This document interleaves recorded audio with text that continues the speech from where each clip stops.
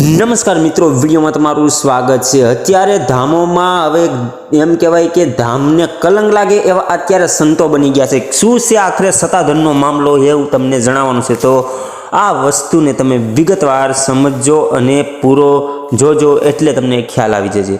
તો ચાલો વિડીયોની કરીએ શરૂઆત। તો જૂનાગઢમાં અંબાજી ભવનાથ મંદિરની ગાદી અને ભ્રષ્ટાચારનો વિવાદ હજુ તો શમ્યો જ નથી, ત્યાં આપા ગીગાની જગ્યા સત્તાધારનો વિવાદ સામે આવ્યો છે। હવે મુદ્દો શું છે?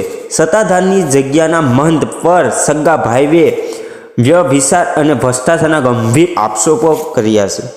સત્તાધારના મહંત વિજય બાપુના સગા ભાઈએ નીતિન ચાવડાએ મંદિરના મહંત અને પોતાના ભાઈ પર આક્ષેપ કર્યો છે કે તેમણે સત્તાધારમાં જ રહેતી એક મહિલા સાથે ખાનગીમાં લગ્ન કરી લીધા છે। આ ઉપરાંત મહંત દ્વારા ગેરકાયદેસર કરોડોના વ્યવહાર કર્યાના પણ ગંભીર આક્ષેપો કરી વિજય ચાવડાએ મુખ્યમંત્રી અને ગૃહ રાજ્યમંત્રીને પત્ર લખી જગ્યાનો વહીવટ સરકાર હસ્તક લઈ લેવા અને વહીવટદાર નિમવાની વિનંતી કરી છે। સાથે જ તેમણે આ મામલે યોગ્ય તપાસની પણ વિનંતી કરી છે। આ બાબતે સત્તાધારના મહંત વિજય બાપુએ તમામ આક્ષેપો પાયા વિહોણા ગણાવ્યા છે અને કહ્યું છે કે સમય આવતા યોગ્ય જવાબ આપવામાં આવશે। હાલ તો લાખો લોકોના આસ્થાના પ્રતીક એવા સત્તાધારના મહંત પર તેમના જ સગા ભાઈએ ગંભીર આક્ષેપ કરતા સમગ્ર સૌરાષ્ટ્રમાં ભારે ચર્ચા જોવા મળી રહી છે। અને મિત્રો, ખાસ મુદ્દો અત્યારે વિચારવા જેવો છે કે સંત ઉપર ક્યારેય હવે ભરોસો ન કરવો જોઈએ।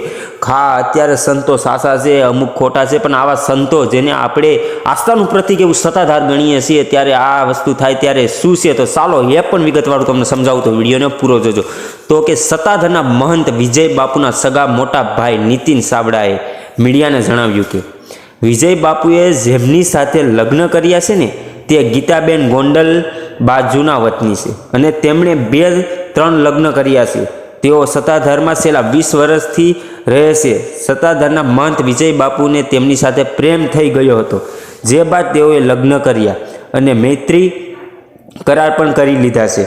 વિજય ભગતને બ્લેકમેલિંગ કરી સત્તાધારના કરોડો રૂપિયા ગીતાબેને ઉઠાવી લીધા હોવાનો આક્ષેપ પણ નીતિન ચાવડાએ કર્યો છે।